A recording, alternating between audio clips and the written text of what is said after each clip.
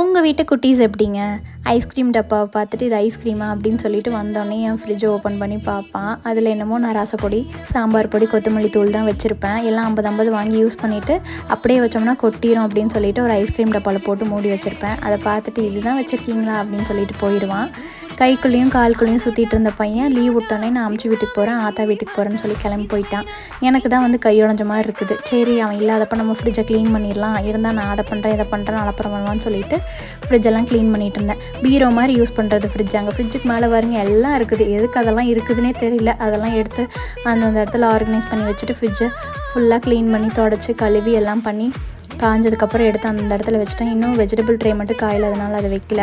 Lemon 2 piece cut பண்ணி வச்சுட்டு எப்போவுமே ஃப்ரிட்ஜ் க்ளீன் பண்ணோன்னே லெமன் 2 பீஸ் கட் பண்ணி 2 நாள் கழிச்சு அதை எடுத்துருவேன். நல்ல ஸ்மெல்லாக இருக்கும். ட்ரை பண்ணி பாருங்கள். பிடிச்சிருந்துச்சுன்னா லைக் பண்ணுங்கள், ஷேர் பண்ணுங்கள், சப்ஸ்கிரைப் பண்ணுங்கள். பை.